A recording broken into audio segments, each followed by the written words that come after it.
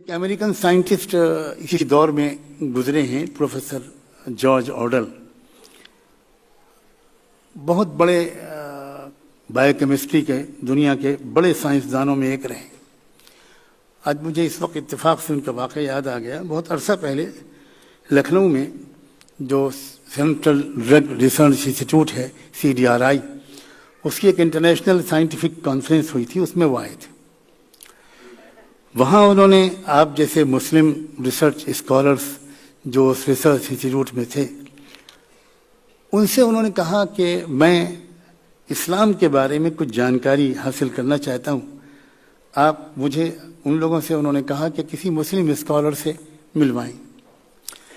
تو شہر میں بڑے بڑے اور علماء موجود تھے، لیکن اتفاق سے وہ لوگ جو تھے ریسرچ اسٹوڈنٹس اور اسکالرس، وہ مجھ سے زیادہ واقف تھے، بے تکلف تھے، آسانی سے وہ مجھ سے مل سکتے تھے، ملا سکتے تھے۔ تو انہوں نے تذکرہ کیا مجھ سے کہ پروفیسر جارج آڈل ملنا چاہتے ہیں۔ میں نے کہا بہت خوشی کی بات ہے، وقت مقرر ہوا اور وہ آ گئے۔ لیکن جب وہ آئے، میں تو ذہنی طور پر یہ سوچ کر ان کا استقبال کر رہا تھا، ایک سائنٹسٹ سے میری ملاقات ہوگی، تو میں سائنس کے راستے سے کچھ ان سے اسلام کے بارے میں کچھ باتیں شیئر کروں گا۔ لیکن جب وہ آئے تو وہ گیروے لباس میں تھے، سر مڑا ہوا تھا، اور سائیں بابا بنگلور والے، وہ تو دوسرے جہان میں منتقل ہو گئے، اس وقت وہ زندہ تھے، ان کا ایک کیا کہنا چاہیے، وہ تصویر لٹکائے ہوئے تھے۔ تو پھر میں نے ان سے جب تعارف حاصل کیا تو انہوں نے کہا کہ میں اصل میں 4 مہینے ویدانت کا فلسفہ وہاں پر رہ کر میں نے سیکھا ہے، اور میں بہت متاثر ہوں، تو میں نے اس کو اڈاپٹ کر لیا ہے۔ لیکن میں ساتھ ساتھ دوسرے مذاہب کا مطالعہ کر رہا ہوں، تو اسلام کے بارے میں بھی کچھ جاننا چاہتا ہوں۔ تو میں چونکہ اس ویدانت کے فلسفے سے واقف تھا، حسن اتفاق کے یہ ایسو اتفاق کہ میں نے ویدانت کو خود پڑھا، ویداس پڑھے، اپنشد اور پران پڑھے، تو میں سمجھ گیا کہ یہ اس وقت کس وادی میں ہے، کس اسٹیج میں ہے۔ تو میں نے ان سے پوچھا کہ جو کچھ بھی آپ نے سیکھا ہے اس کا پلیز چند سینٹنس میں ذرا سمرائز کیجئے، خلاصہ بیان کیجئے۔ تو انہوں نے کہا کہ بس اس کا خلاصہ یہ ہے کہ انسان اس وقت تک نروان اس کو نہیں مل سکتا جب تک کہ وہ اپنی تمام اندریوں کو نش نہ کر دے اور بالکل کچل نہ دے، کرش نہ کر دے اپنے تمام فطری تقاضوں کو۔ یہ صحیح ترجمانی کی انہوں نے، جہاں تک میری بہت محدود معلومات کا تعلق ہے۔ تو میں نے ان سے پوچھا کہ پروفیسر جارج، آپ ایک بات بتا سکتے ہیں کہ آپ اسٹیٹس میں کس شہر کے ہیں؟ انہوں نے کہا میں شکاگو کا رہنے والا ہوں۔ تو میں نے کہا کہ شکاگو میں، اسٹیٹ آف الینوائس میں کتنے لوگ ہیں جو اس فلسفے پر عمل کر سکتے ہیں؟ تو انہوں نے کہا کہ میں سمجھتا ہوں ایک بندہ بھی نہیں کر سکتا، ایک انسان بھی نہیں کر سکتا، ناٹ اے سنگل مین اور ویمن۔ تو میں نے ان سے پوچھا کہ آپ ایک کتنے بڑے سائنٹسٹ ہیں اور آپ ایسے ایسی بات کو قبول کر رہے ہیں جو آپ خود کہہ رہے ہیں کہ پریکٹیکل نہیں ہے، کوئی کر نہیں سکتا۔ تو اس کا مطلب یہ ہوا کہ جب تک یہ کوئی کرے گا نہیں، جب تک اس کا نروان نہیں ہوگا، اور یہ کوئی کرے گا نہیں، لہذا کسی کا نروان نہیں، کوئی انسان کچھ اٹین ہی نہیں کرے گا، یہ تو آپ خود کہہ رہے ہیں۔ تو اس وقت انہوں نے کہا، میں حیران رہ گیا کہ کہاں کہاں لوگ بھٹک رہے ہیں۔ تو انہوں نے مجھ سے کہا کہ یہ تو آپ نے کہہ کر مجھ کو بہت پریشانی میں ڈال دی۔ میں نے کہا کہ ارادہ میرا پریشانی سے نکالنے کا ہے، پریشانی میں ڈالنے کا نہیں، بلیو می۔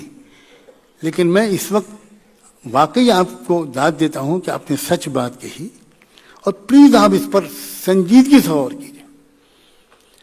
کہنے کہ ٹھیک ہے میں غور کروں گا، لیکن مصیبت یہ ہے کہ مجھے پرسوں واپس جانا ہے، میرے پاس صرف 1 دن بچا ہے، آپ مجھے اسلام کے بارے میں کچھ جانکاری دیجیے۔ میں نے ان کے ہاتھ میں ایک ڈائری دیکھی، ان کا ڈائری کھولیے آپ، اور کالم، ایک اس میں 2 کالم بنائیے، اور اس ایک کالم میں آپ اپنے نیچرل ڈیزائرز جو ہیں آپ کی، جو بھی فطری خواہشات، تمنائیں، جذبات جو بھی آپ کے اندر ابھرتی ہیں، جو بھی عادات ہیں، صفات ہیں، کیریکٹر ہیں، وہ سب نوٹ کیجئے، ایک جو آپ کو یاد آتے جائیں. آپ لو لکھیے، محبت لکھیے، نفرت لکھیے، وعدہ پورا کرنا، وعدہ خلافی لکھیے، حیا، شرم لکھیے، ماڈسٹی لکھیے، جنروسٹی لکھیے، ٹائم مینجمنٹ لکھیے، وغیرہ وغیرہ، جو آپ کا وہ یاد آتا جائے. میں خاموش بیٹھا ہوں، آپ لکھیے اور ایک ایک چیز بولتے جائیے. اور پھر آپ خود اس کے سامنے آپ کی فطرت کس چیز کو لائک کرتی ہے اور کس چیز کو ڈس لائک کرتی ہے، آپ خود لکھیے. بہت اچھا. وہ ایک بہت ہی اچھے اسٹوڈنٹ کی طرح باقاعدہ وہ لکھتے رہے، میں چپ چاپ بیٹھا رہا. شاید 40-45 منٹ ہو گئے. انہوں نے کہا کہ جتنی چیزیں یاد آئیں وہ تقریباً 50 اینڈ ابو ہیں، وہ میں نے لکھ لی. تو میں نے کہا اب آپ مجھے نہ بتائیے کہ آپ کی فطرت نے کس چیز کو لائک کیا، کس چیز کو ڈس لائک کیا، لیکن ایک دوسرا کالم جو آپ نے بنایا ہے اس میں آپ ایک لفظ بولتے جائیے، میں بتاتا جاؤں گا کہ اسلام کس چیز کو لائک کرتا ہے، کس چیز کو ڈس لائک کرتا ہے، کس چیز کو لائک کرتا ہے، کس چیز کو ڈس لائک کرتا ہے. اب وہ بولتے گئے اور میں اسلام کے اعتبار سے ان کو بتاتا چلا گیا.